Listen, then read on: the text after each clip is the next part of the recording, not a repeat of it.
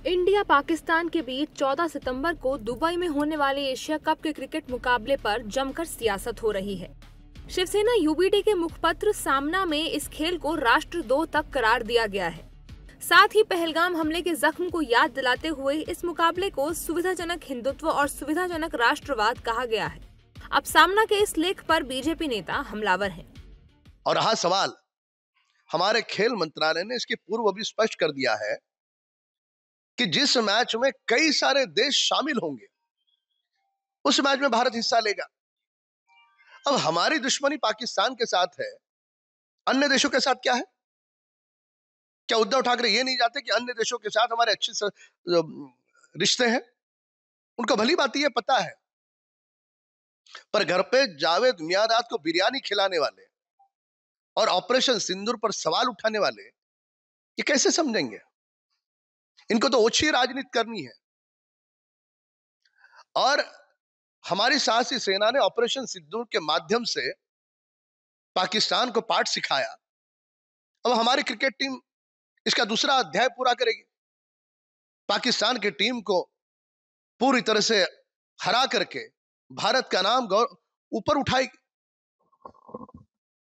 तो इसलिए हर चीज को ओछी राजनीति के रूप में देखना ये दुर्भाग्यपूर्ण है, या बालक बुद्धि है। भारत और पाकिस्तान के बीच में क्रिकेट सामना हो रहा है तो अपने प्लेयर को, अपने क्रिकेटर को देशद्रोही करने का काम कर रहे हैं। मेरा संजय राउत से सवाल है, क्या पाकिस्तान जीतने के बाद आपको खुशी होगी? जब इंडिया हारेगा तो आपको खुशी नहीं होगी, लेकिन पाकिस्तान जीतने के बाद आपको खुशी होगी। पाकिस्तान जीतने के बाद आप पटाखे फोड़ने वाले हो क्या? कल अपने प्लेयर, अपने खिलाड़ू पाकिस्तान को परास्त करेंगे। मेरा संजय राउत से आह्वान है कि वो भारत जीतने के बाद और पाकिस्तान हारने के बाद सामना कार्यालय के सामने, मातोश्री के सामने संजय राउत खुद अपने घर के सामने पटाखे फोड़ेंगे क्या? उन्होंने अपने घर के सामने पटाखे फोड़ के उसका जश्न मनाना चाहिए। मुखपत्र सामना में छपे लेख को सही करार देते हुए कांग्रेस सरकार पर हमलावर है और दोनों देशों के बीच होने वाले क्रिकेट मैच का विरोध कर रही है। ये तो बीजेपी की सरकार और बीजेपी के लोगों की बातों से ही आप निष्कर्ष निकाल सकते हैं कि ये देश विरोधी कार्य है और देशद्रोही कार्य है। जब आप कहते हैं कि ऑपरेशन सिंदूर अभी चालू है, तो युद्ध चालू है तो आपका खेल भी चालू हो रहा। तो क्रिकेट जो खेला जा रहा है भारत पाकिस्तान के बीच में, तो एक तरफ खेल है, दूसरी तरफ भारत पाकिस्तान के बीच में युद्ध चल रहा है।